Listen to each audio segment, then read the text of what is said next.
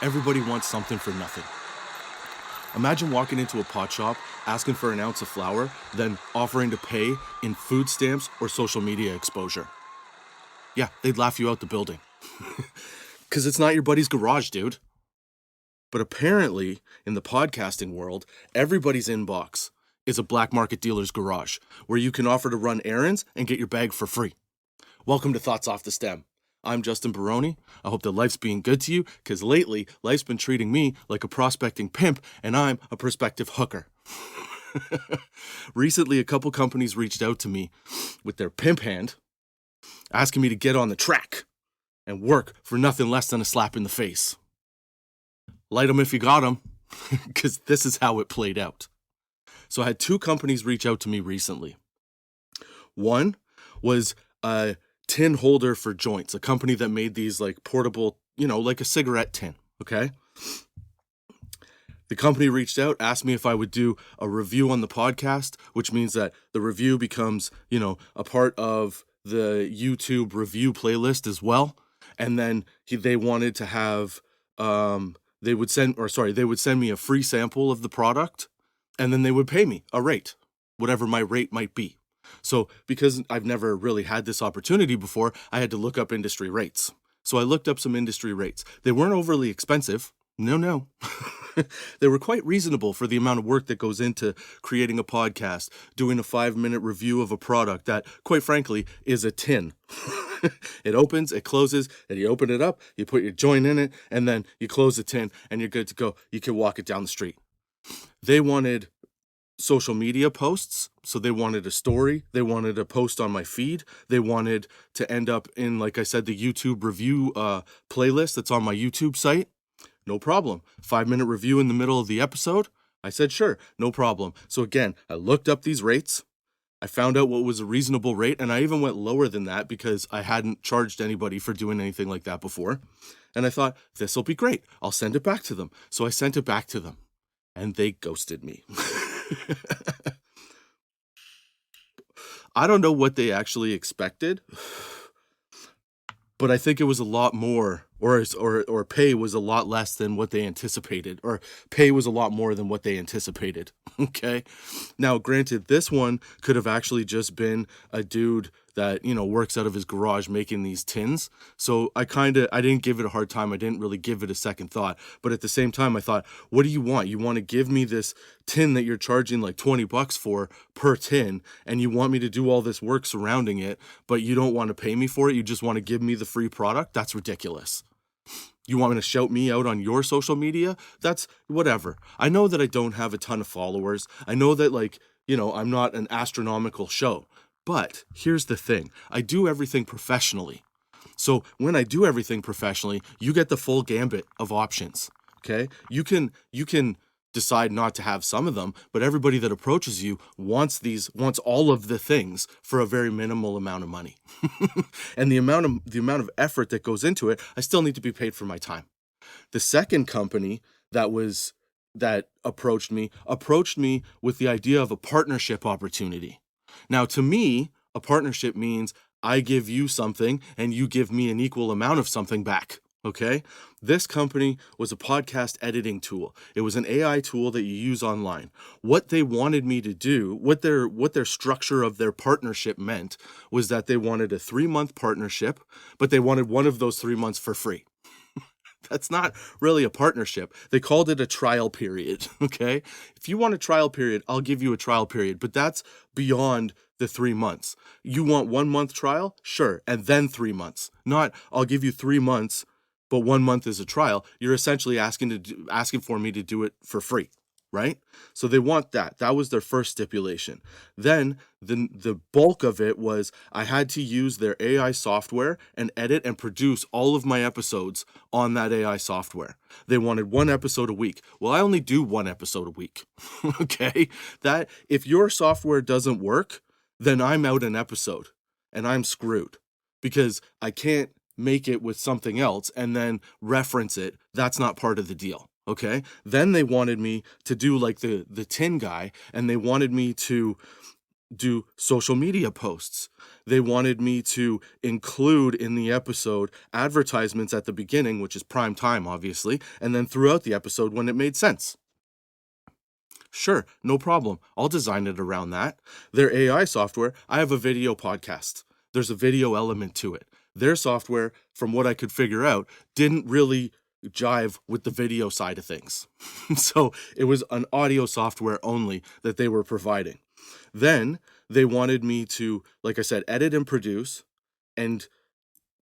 them a series of social clips that, again, would end up on my YouTube, my socials, and on my podcast. And the episode essentially had to be designed around that, because there's no sense in doing the ad if I'm not going to talk about the topic as well, right? So that's what they wanted.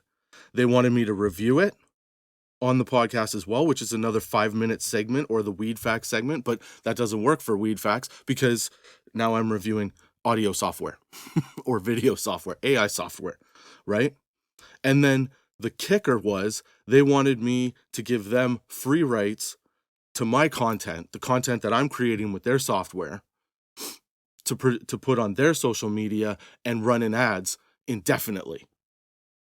So again, not knowing much about this, I decided to look it up. Now, to me, the rates weren't astronomical. You can ask for anywhere from $100 to $500 is basically the standard in the podcasting industry. So I figured, based on the amount of work that they want me to do, based on the fact that I may not have an episode produced, because in their own words, they sent me this. We just launched. The platform you'll use, this is quoting them in their email, the platform you will use is built for early access. You might encounter some bugs, or you might have suggestions for improvements in our UI. Reporting all of the bugs in description, reporting all of the bugs and giving us feedback in our chat box in the studio is essential to the partnership. So basically, these guys wanted me to be their research and development team and their quality assurance team. And they wanted to pay, drum roll, they wanted to pay me $15 to $20 an episode. Are you fucking kidding me? Do you know how much effort goes into that? Especially if your admitted software that's not ready to go out to market yet doesn't work properly and screws me out of putting out a weekly episode. Granted, like I said, I don't have a huge following, okay? I don't have the reach that a Joe Rogan has, but I do have time. And in that time, my time needs to be compensated. You can't just ask for somebody to give you something so that you can use it without actually providing them with some kind of collateral. You know what I'm saying? That's a partnership, not whatever this was. So needless to say, I sent them what I learned, and I sent them an email back saying, this is what's actually worth. This is what you're asking me to do. And so my rate per episode is this. And I think I settled on about $250 for an episode, especially if you want 1 month free. Are you fucking kidding me? You got to make it worth my time. I'm not doing hours and hours of work for less than $20 an hour of pay. That's crazy. It takes a while to produce this show, man. I hate to say it, but it does. Everybody wants something for free. So in thinking about and reviewing and sort of, replaying all of this in my head, I started thinking, how can I make this make sense to the weed facts? Well, this is how we make it make sense, okay? Forget that everybody wants everything to be free. Let's talk about what's good and bad weed and how to tell what good and bad weed is.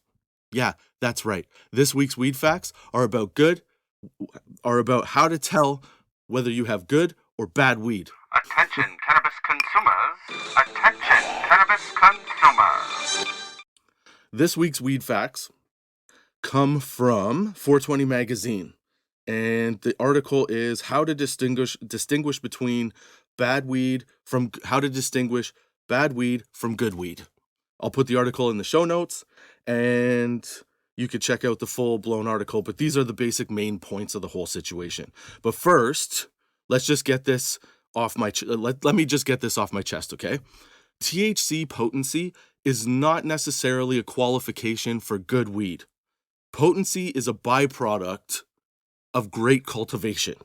Lower THC levels don't necessarily mean it's a bad plant, okay? So let's get into this. Let's get into this properly. The things and the main points, or the main like talking points, no, the main focal points of good weed are this. Smell is number one. Good weed has a stronger odor, it's pungent, bold, and it's very nuanced. You'll be able to smell a bunch of different things in there. You'll smell weed, you might smell a different type of flavor, some of the terpene profiles come off it, and you get like, an earthy smell, or a citrusy smell, or whatever, blueberry smell, whatever it is. But here's the key to the smell. If the smell makes your brain immediately go, I want that in my face hole, that's good weed. Good weed makes you want to eat the weed. It tricks your brain into thinking that. Now the look, it should be visually appealing, obviously. It should be fluffy, but look dense. It should look like when you're driving down like the Adirondacks and you're trying to look between the trees and you can't see between the trees. That's what it should look like, okay? It should be nice, thick, dense, fluffy, look sticky, look like you might get it stuck on a wall if you threw it like bologna, okay? It should have healthy looking hairs, white, red, or orange, and they should be vibrant, not dull. If they're dull, no bueno, okay? The trichomes should be visible, meaning that if you see this nug of weed and you look at it and you go, my brain wants to eat that, then your brain should also go, ooh, that looks like cake, because it's got like a nice light frosting on it, okay? Nugs, when you touch them, the feel is very important, okay? Nugs should feel sticky and slightly spongy, but when you squish them, they should bounce right back, as if like you didn't squish them. Stems should snap, like brittle, like they not brittle, but they should snap. They should make a loud cracking sound, like Bigfoot slamming, slamming, knocking wood in the woods, okay, in the forests, okay? And again, the stem, when it snaps, it shouldn't have that one strand like celery that hangs on for dear life. No, that's no bueno. The structure of the plant should have a definitive structure. So what I mean by that is a lot of the times you see people, a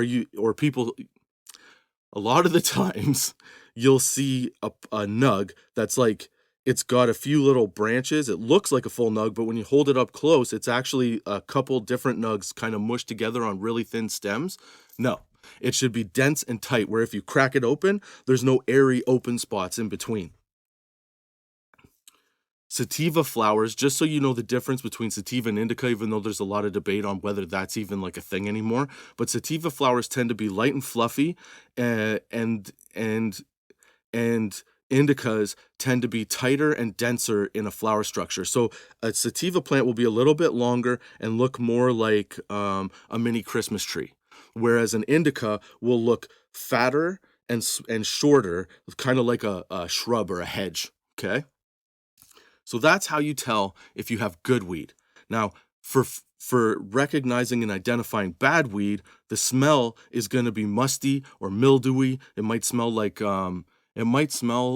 you've been out, it's been out in the woods for too long. That's not a good smell. A musty or a straw-like aroma is a clear indication of age or compromised cannabis, degrading cannabis. If it smells like a campfire before or after you light it, it's not a quality product.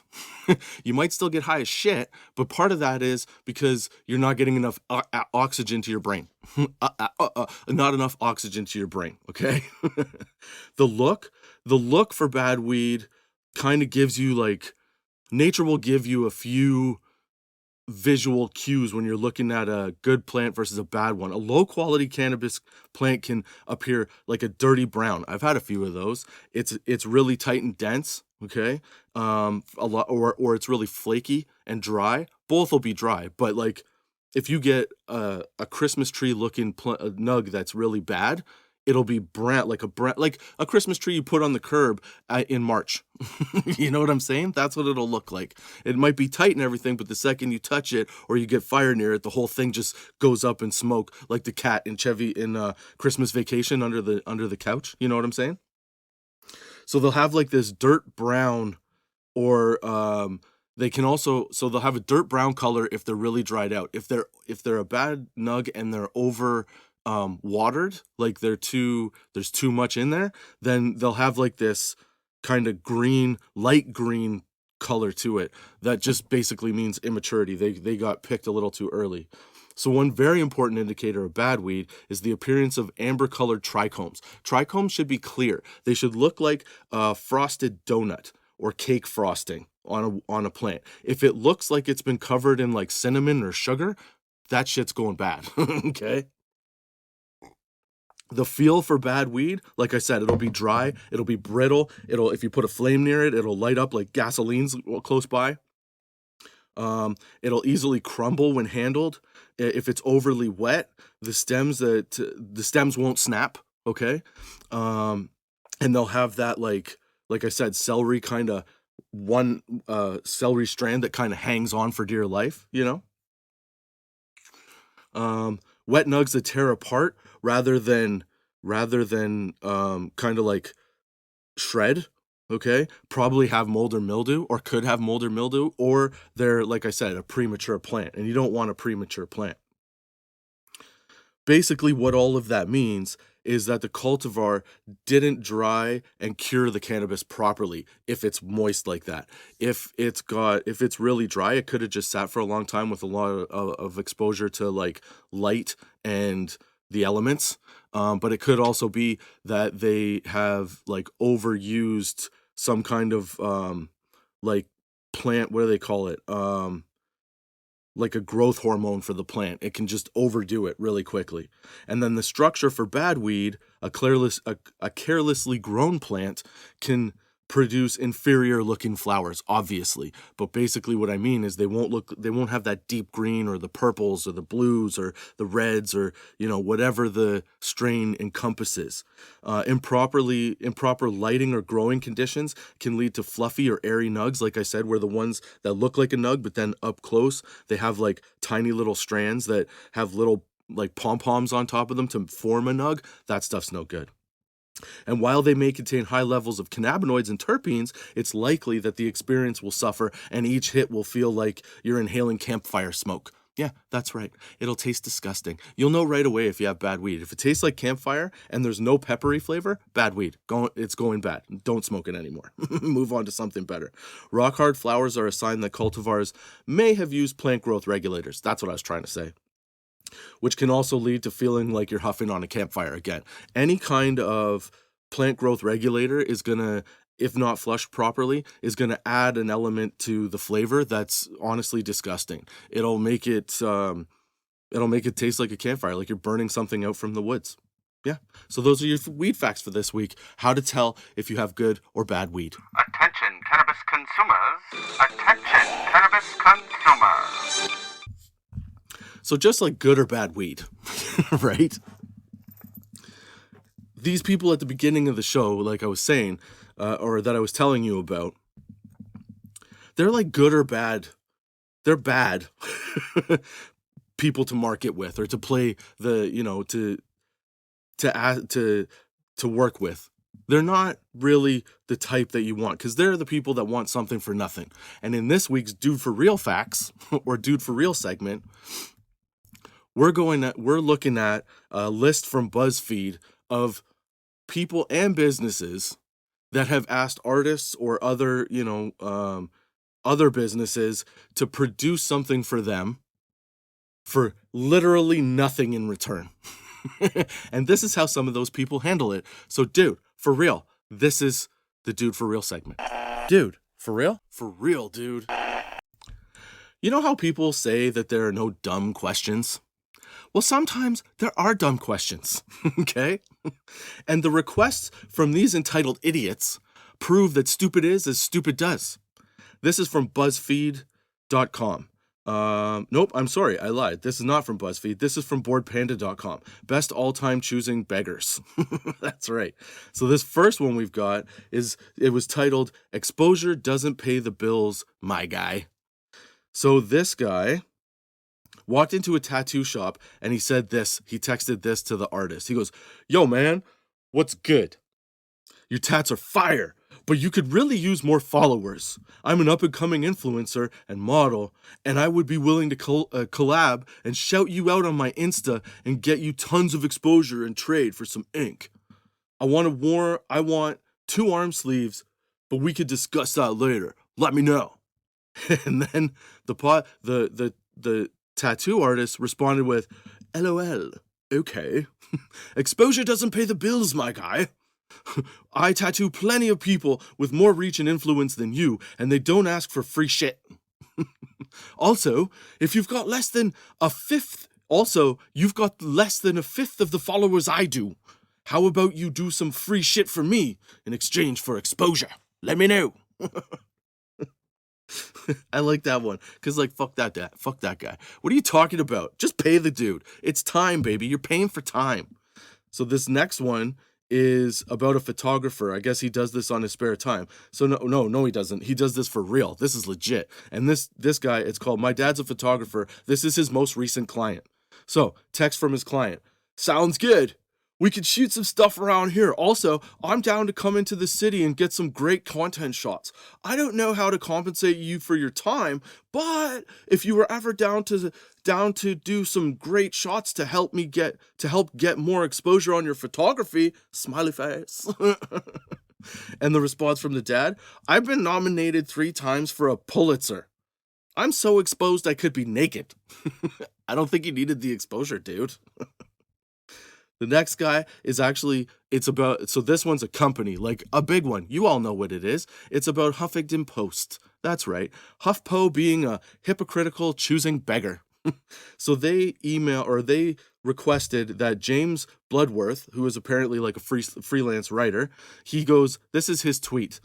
I've just written a book on difficulty working class kids have breaking into the professions because of proliferation of unpaid work. Huffington Post contacted me saying it sounded interesting, so they liked it. Then they asked me to write something. But unfortunately, they wouldn't be able to pay me, however, despite being a multi-billion-dollar company. So here's my article. You are part of the problem at Huffington Post. The end. Yeah, you can't really ask somebody to do something for free when they're talking about, the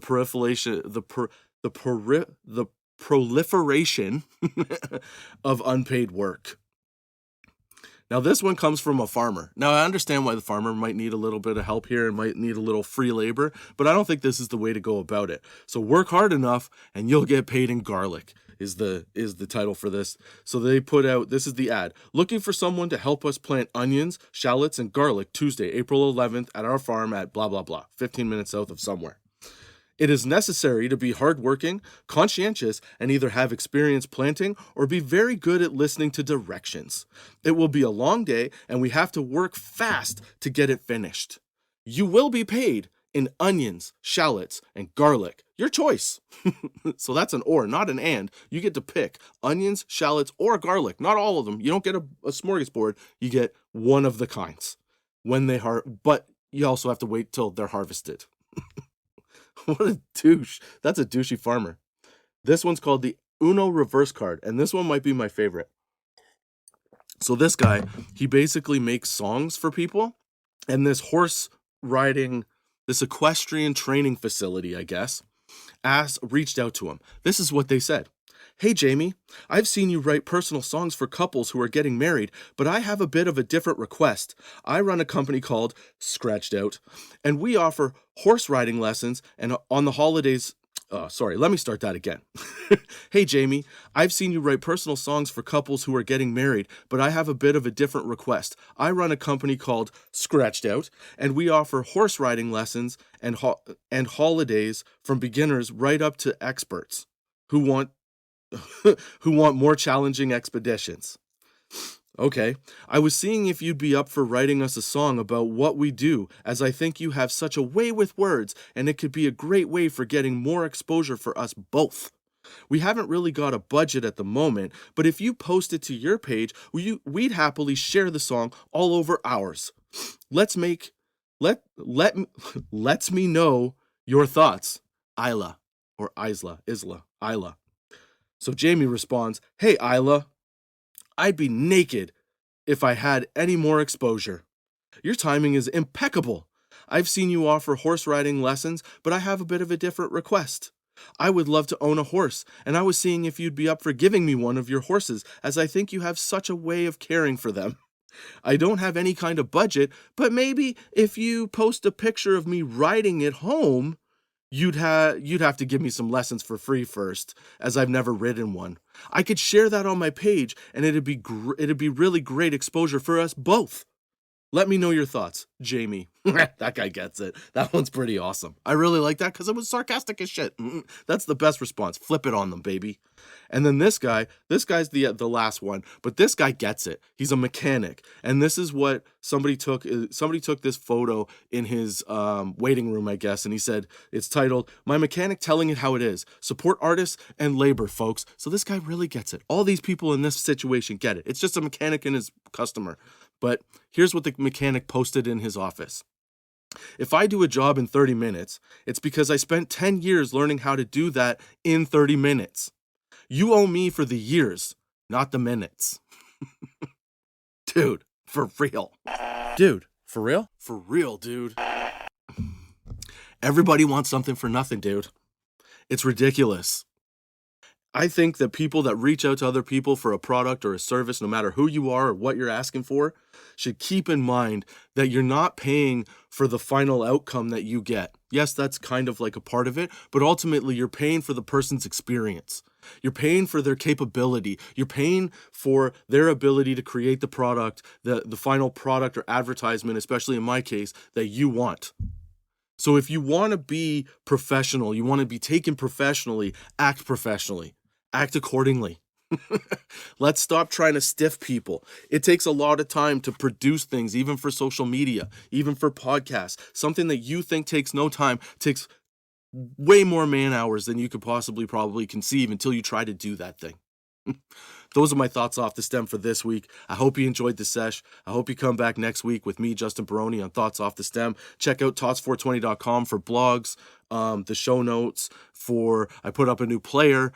There's all kinds of fun stuff happening on there. You can check out everything from tots420.com. Until next time,